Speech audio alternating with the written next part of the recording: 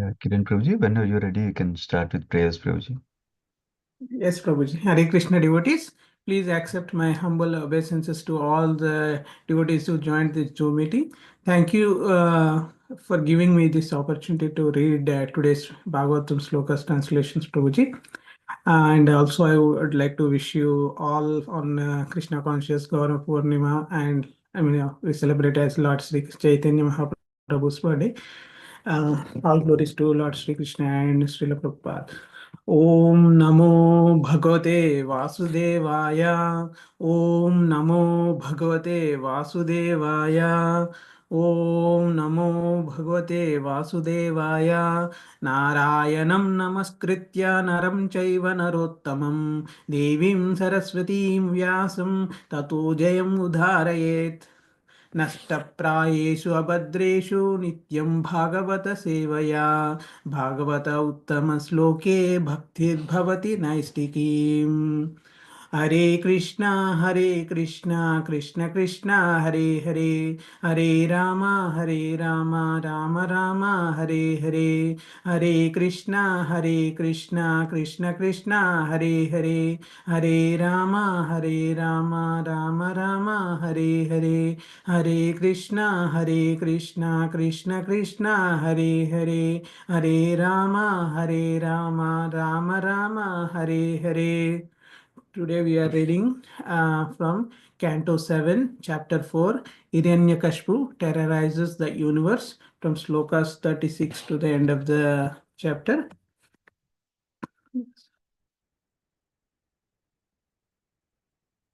Just opening my slide. Yeah, I think it's 34 onwards, Prabhuji. Yes, Prabhuji. Yeah, got it. O King, 34 sloka 34, our text 34. O King, Prahlad Maharaj, good qualities are still glorified by learned saints and Vaishnavas. As all good qualities are always found existing in Supreme Personality of Godhead, they also exist forever in his devotee Prahlad Maharaj. Text 35. In any assembly where there are discourses about saints and devotees, O King Yudhishthira, even the enemies of the demons, namely the demigods, what to speak of you, would cite Prahalad Maharaj as an example of a great devotee. Text 36. Who could list the innumerable transcendental qualities of Prahalad Maharaj? He had unflinching faith in Vasudeva, Lord Sri Krishna, son of Vasudeva, and unalloyed devotion to him. His attachment to Lord Sri Krishna was natural because of his previous devotional service. Although his good qualities cannot be enumerated, they prove that he was a great soul, Mahatma. Sloka 37. From the very beginning of his childhood, Prahlad Maharaj was uninterested in childish playthings. Indeed, he gave them up altogether and remained silent and dull, being fully absorbed in Krishna consciousness. Since his mind was always affected by Krishna consciousness, he could not understand how the world goes on being fully absorbed in the activities of sense gratification. Sloka 38. Prahlad Maharaj was always absorbed in thought of Krishna. Thus, being always embraced by the Lord, he did not know how his bodily necessities, such as sitting, walking, eating, lying down, drinking, and talking, were being automatically performed. Sloka 39. Because of the advancement in Krishna consciousness, he sometimes cried, sometimes laughed, sometimes expressed jubilation, and sometimes sang loudly. Text 40. Sometimes, upon seeing the Supreme Personality of Godhead, Prahlad Maharaj would loudly call in full anxiety. He sometimes lost his shyness in jubilation and began dancing in ecstasy, and sometimes being fully absorbed in thoughts of Krishna, he felt oneness and imitated the pastimes of Lord. Sloka 41. Sometimes Feeling the touch of the Lord's lotus hands, he became spiritually jubilant and remained silent, his hair standing on end and tears gliding down from his half closed eyes because of his love for the Lord. Sloka 42. Because of his association with perfect, unalloyed devotees who had nothing to do with anything material, Prahlad Maharaj consistently engaged in the service of Lord's lotus feet. By seeing his bodily features when he was in perfect ecstasy, persons very persons very poor in spiritual understanding became purified. In other words, Prahlad Maharaj bestowed upon them transcendental bliss. Sloka 43. O my dear King Yudhishthira, the demon Hiranyakashipu tormented is this exalted, fortunate devotee, although Prahlad was his own son. Sloka 44.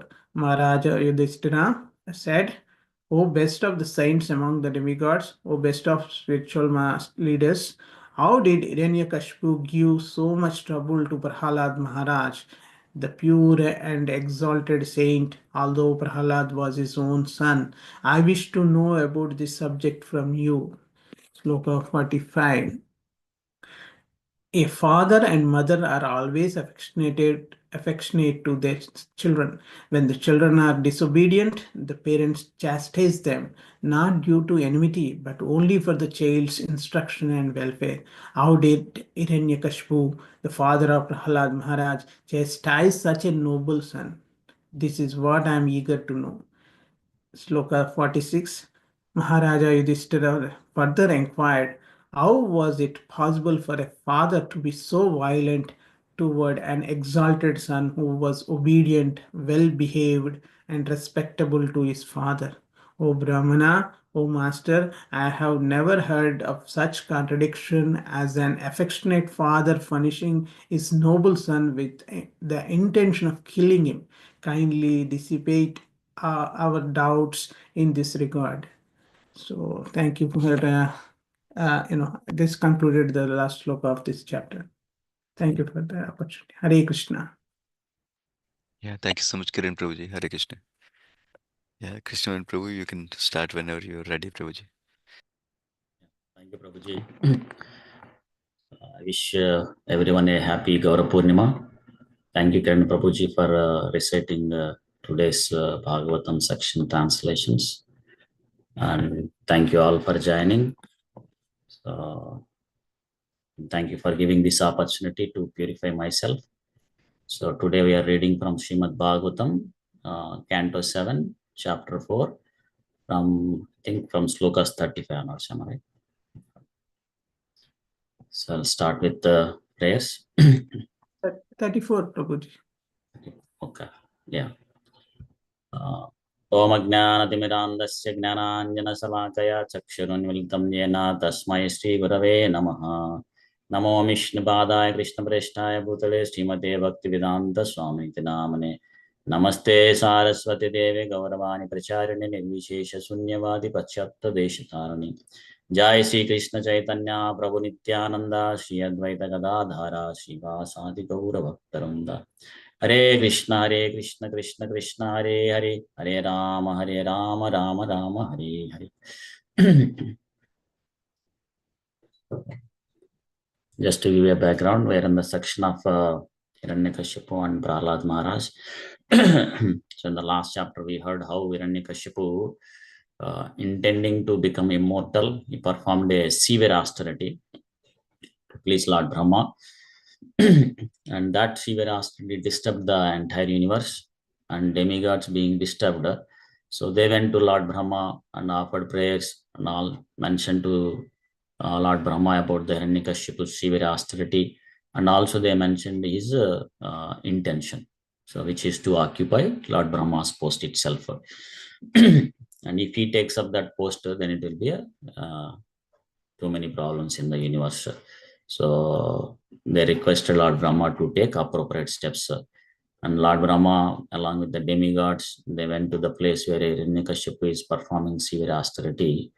And Lord Brahma, from his Kamandalo, so he took the spiritual water and then sprinkled on Lord Hiranyakashipu's body, which was emaciated due to the severe austerity that he was performing for a long time without drinking water.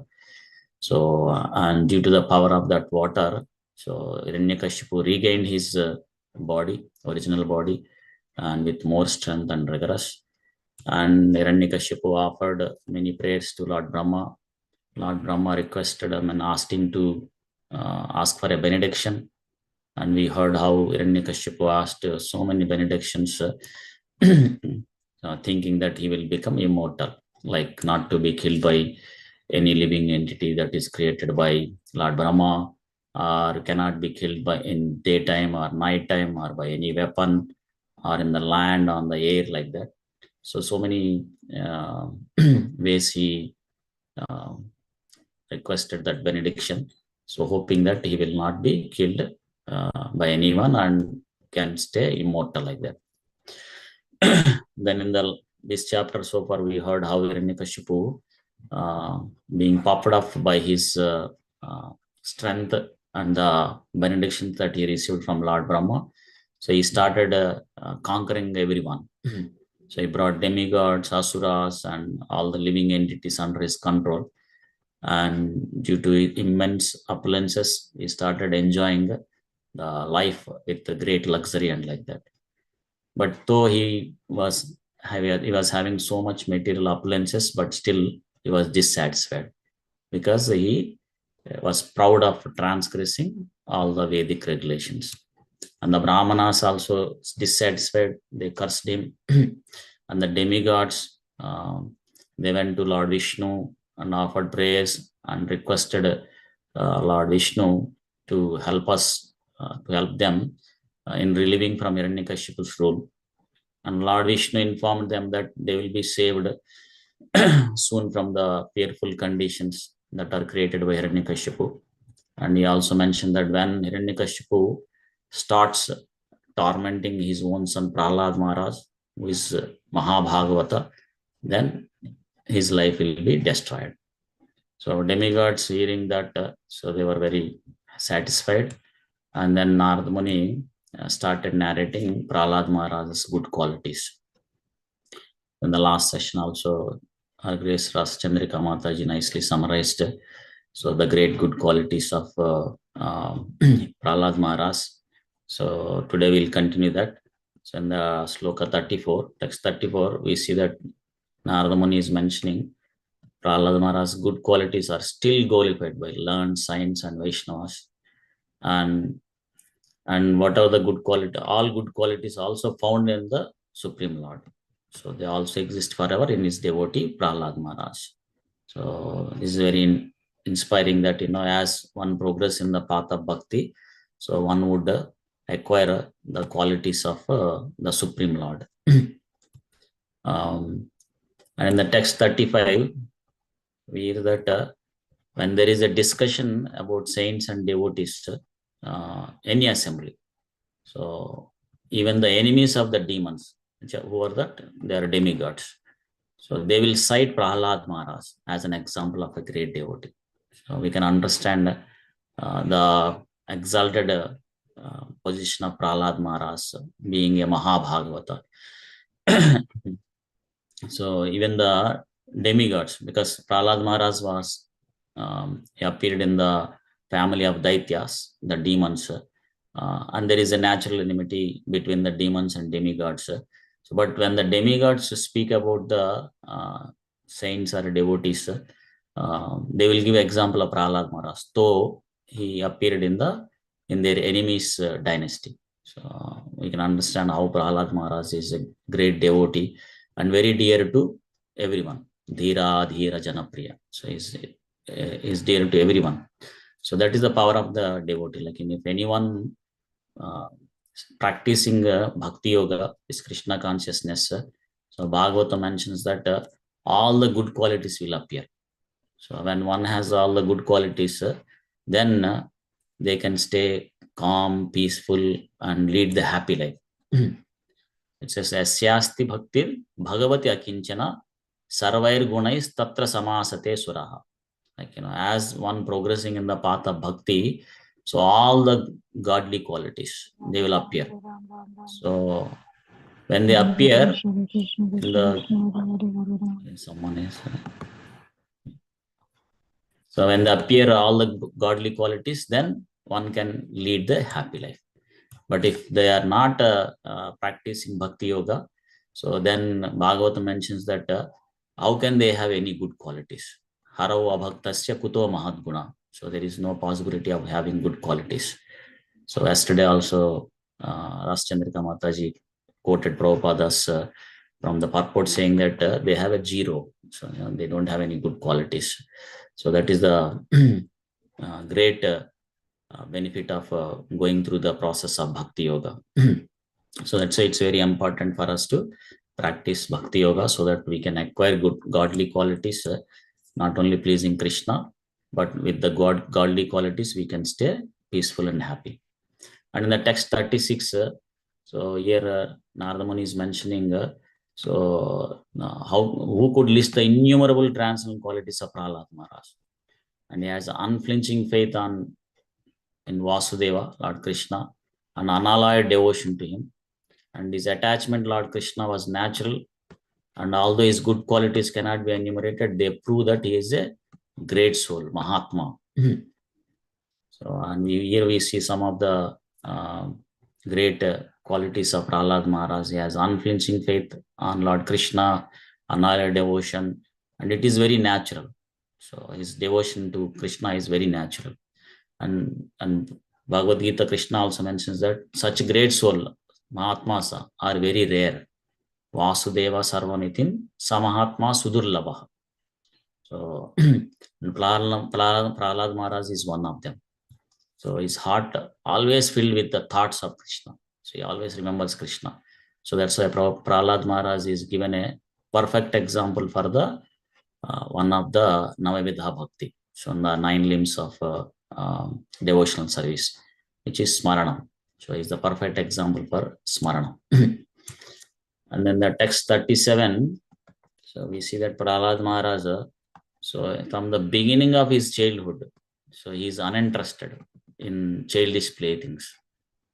And also is always silent. So if he speaks, he speaks Krishna consciousness or subject matter of Krishna. And being fully absorbed in Krishna consciousness, so his mind always affected by Krishna consciousness. And he could not understand how the world goes on being fully absorbed in the activities of sense gratification. And Prabhupada mentions that these great devotees, Mahatmas, so they don't see anything else other than Krishna. Tavara jangame dheke, na dheke tara murti, sarvatra haya nijayistha deva spurti. Like, because Prahlad Maharaj is fully absorbed in Krishna consciousness, he only sees Krishna. So he doesn't see anything. So this is the sign of Mahabhagavata. Prabhupada mentions that. And Prabhupada also gives an analogy like, when someone in this material world, so if they are influenced or they are under the control of the planet Shani Graha, Saturn, so then they cannot, so they will face many problems and challenges because of the influence of the Shani Graha. And they cannot progress in the prospective activity. So, and similarly, Prahlad Maharaj is opposite, of course, is influenced by Krishna, the supreme planet. So that's why he could not think anything other than Krishna consciousness. So nothing material. And Prabhupada mentions that these are the symptoms of the natural attachment to the Supreme Lord. So they don't have any interest in any activities other than Krishna consciousness. Viraktir anyatra cha. So that's what Prabhupada mentions. And because of his natural attachment and fully absorbed in Krishna consciousness, he could not understand how the world goes on being fully absorbed in the activities of sense gratification. So he's always wondered how the people who are addicted to sense gratification, they spend their time in those activities. Of course, the opposite is, so the person who is addicted in sense gratification, he would think, how come the devotees are fully absorbed in Krishna conscious activities and not enjoying the senses like that. But we hear from Bhagavad Gita that as one practices Krishna consciousness and tastes the higher things, param drustva nivartate, then they lose the taste for the sense gratifications. So since Prahlad Maharaj is a great Mahabhagavata, so he doesn't have any taste in the sense gratification activities. In the text 38, we said Prahlad Maharaj was always absorbed in thought of Krishna, and he did not know how his bodily necessities, such as sitting, walking, eating, so how they are automatically performed. And Prabhupada gives analogy saying that, like a small baby who is taken care by mother, whatever the necessary things that he needs, like eating or sleeping or passing urine or evacuating. So all those things are taken care by mother for the small baby. So similarly, Supreme Lord Krishna takes care of the devotees' bodily necessities, whatever is required. That's what we hear from Bhagavad Gita. Also, Krishna mentions that yoga kshemam vahamyaham, like that.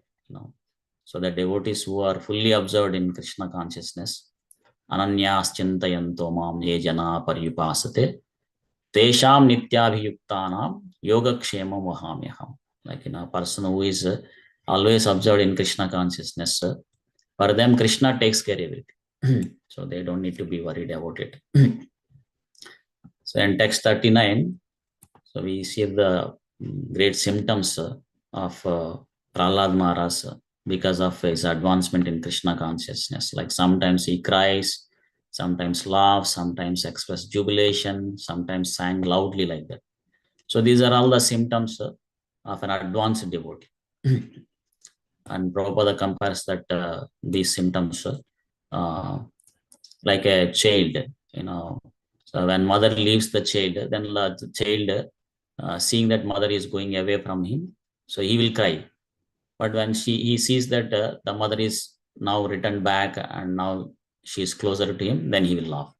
So similarly, the Mahabhagavatas, the pure devotees, when they feel that Krishna is away, then they feel separation and they cry. Where is Krishna? Where is Krishna? Like that. So when they see that Krishna is returned and closer to him, then they will laugh it. So Chaitanya Mahaprabhu also exhibited all these symptoms.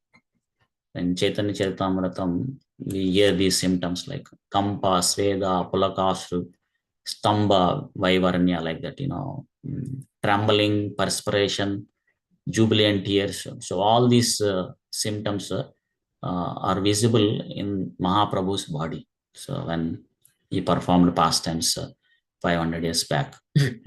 So similarly, so these kind of ecstatic symptoms were exhibited or visible in the Prahlad Maharaj's body also. So that's why he's mentioned as one of the Mahajana by Yamaraj.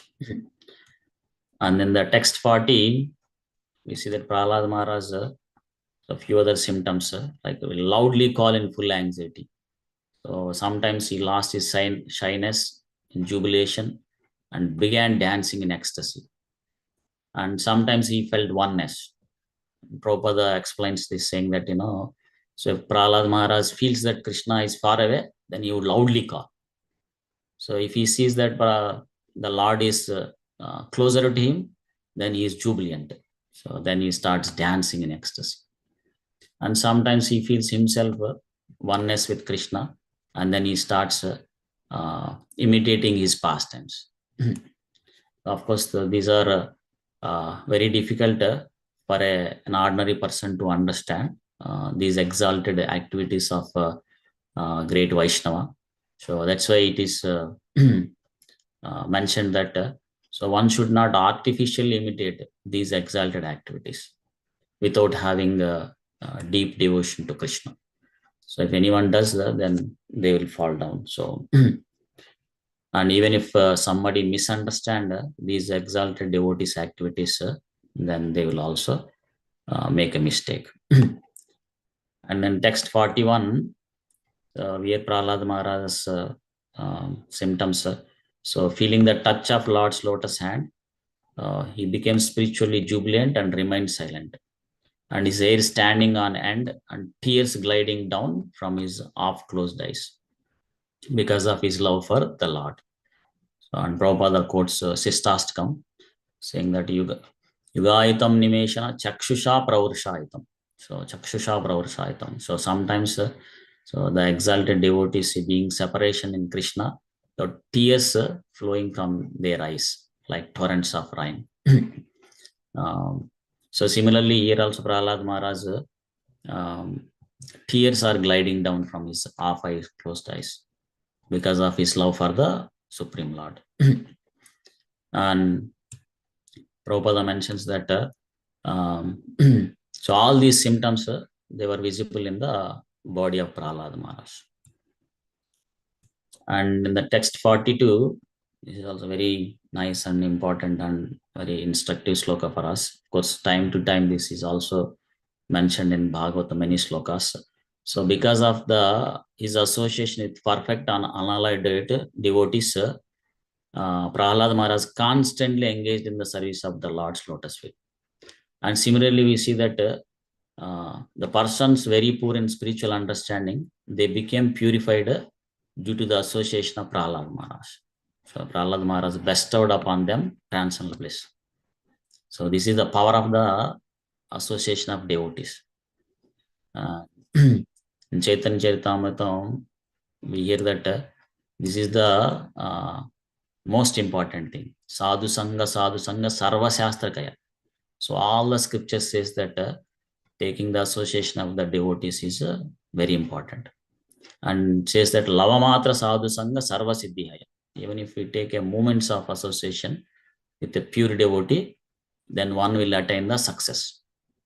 So we have many examples, am I right? Like, Narada Muni, so he gave his little association to the dacoit Ratnakar, and he became a great devotee of the Lord Ramachandra, so Valmiki Mahamuni. And also he also got opportunity to compile or to write Ramayana. So similarly, many examples like, the cruel hunter Mrugari, so he became a great devotee due to the association of Narada Muni, like that. So in Bhagavatam also it says that Kshanardena api, like, Kshanardena means half second. So even a half second of association with a pure devotee, so it will relieve us from all kind of miseries, and it will also give the attraction to the pure devotion service, so that one will not have any attraction to the karma or jnana, like that. So of course, time to time this is stressed, so which shows that this is very important for a practicing devotee to be in the association of the devotees as best as we can, so that we can progress in the path of bhakti and go back home, back to Godhead. So if not, if we are in the association of non-devotees, then Bhagavatam says that tamo dwaram yositam sangi sangam. So if we are in the association of other than devotees, then because they are lusty, we also become lusty, and due to that we perform sinful activities, then the path to hell is wide open. So tamo dwaram. So the one will go towards the hellish planet. So instead of going back home, back to God. So that's why it's very important to watch out our association. Because there's one poet, he says that you tell about your friends, I will tell about you. So which means that so with whom we are associating, so based on that we also acquire those kind of qualities. So if we keep ourselves in the association of the devotees, then we can progress in the path of bhakti and then go back home, back to Godhead. So in the next couple of slokas, so we see that Narada Muni is saying in the text 43 that the demon Hiranyakashipu tormented the exalted fortunate devotee, although Prahlad was his own son. And Prabhupada mentions in the purport that when Hiranyakashipu, though he performed severe austerity and got into a higher position, but when he started tormenting or chastising his own son Prahlad Maharaj, who is a great devotee, Mahabhagavata, then his downfall started. So this also stresses when one offends a devotee, all their good fortune will go away. So that's why it's very important for us to avoid offending a devotee. Like yesterday, our Grace Ras Chandrika Mataji gave a nice example, like Kauravas, because their offense towards the pure devotees, Pandavas, they lost all their appearances. So similarly in Chaitanya Charitamrita also there is a nice pastime, like this Brahmana person like Gopal Chapal. So he offends Srivas Thakur. So due to that he comes with leprosy, he gets leprosy. So he suffers with that very badly. So of course later when he begs forgiveness from Mahaprabhu, Mahaprabhu asks him to go and get his ask forgiveness from Srivas Thakur only, whom he offended.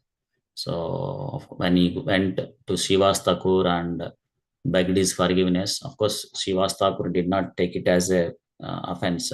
Still he forgives, and due to that his leprosy is cured, and then he is back to normal.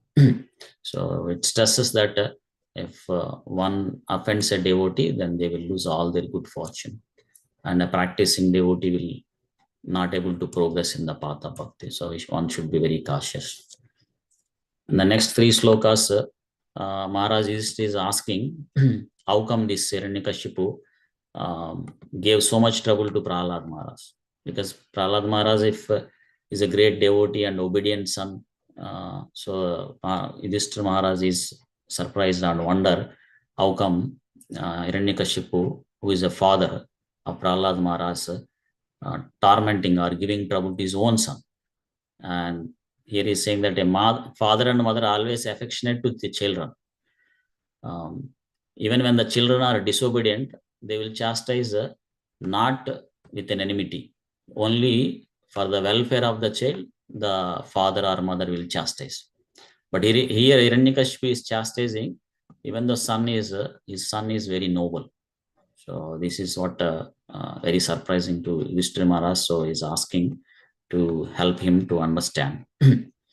And the last sloka for today, Maharaj Yudhishthira is inquiring that how was it possible for a father to be so violent? And Prabhupada mentions that in the history of the human society, an affectionate father rarely found to chastise a noble son. Generally, a father or mother will not chastise if the son is doing very nice and is exhibiting all good behavior like that. But here it is opposite. That's why Yudhishthira Maharaj is trying to understand why it is so like that. So this is the last sloka for today. I'll pause it here, and few takeaway points here is like as we practice bhakti yoga, progressing in the path of bhakti, Krishna consciousness, then our godly qualities, good qualities will rise, which will help us to stay happy and calm, peaceful in this life itself. And then it will help us to go back home, back to Godhead, so that we can escape all problems.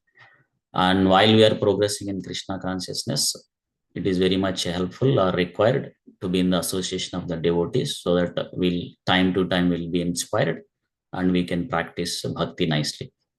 And while we are in the association of the devotees, we should be very cautious not to offend, so that we will not lose our good fortune or bhakti like that. So I'll pause it here. Thank you all for giving this opportunity. Grandhara Srimad Bhagavatam ki jai. Srila Prabhupada ki jai. Ananta Koti Vaishnava Vranda ki jai. Thank you. Thank you very much. Hare Krishna. Hare Krishna, Prabhuji. Thank you very